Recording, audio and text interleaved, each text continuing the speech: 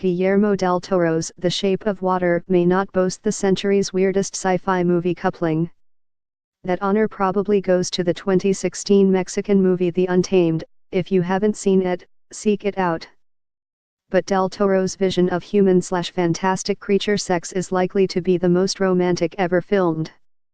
By the time Sally Hawkins' mute heroine, Elisa Esposito, gets the gilt and gorgeous, unnamed fish man played by Del Toro's regular monster mimer, Doug Jones, alone in her flooding bathroom, their need for each could not be more palpable.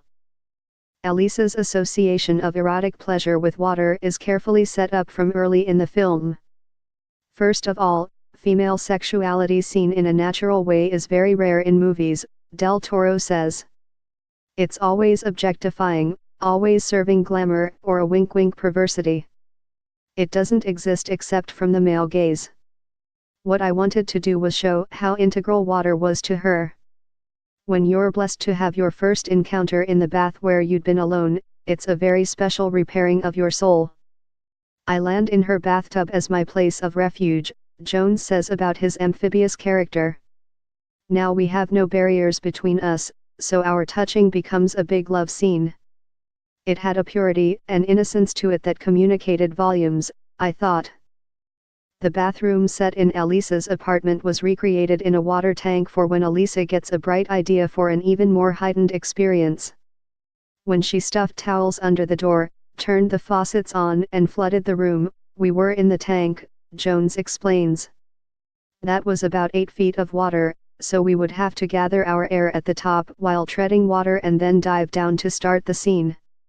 Speakers were underwater, he continues, with Guillermo on microphone giving us very specific instructions, things to work out with camera angles, what looks best. It was like a dance underwater. That's what it felt like, just beautiful. While the creature serves as Elisa's ideal leading man, his nemesis the government agent Strickland is the real monster in the voiceless woman's eyes, especially after he sexually harasses her at work.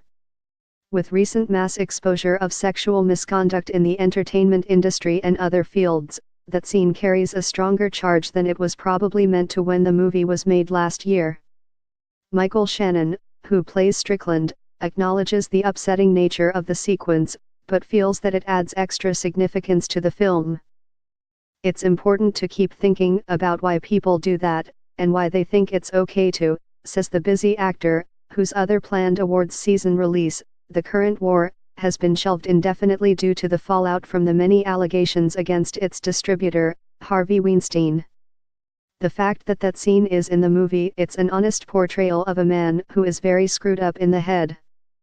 The way we're dealing with the problem right now is great, holding people accountable and stuff, Shannon adds.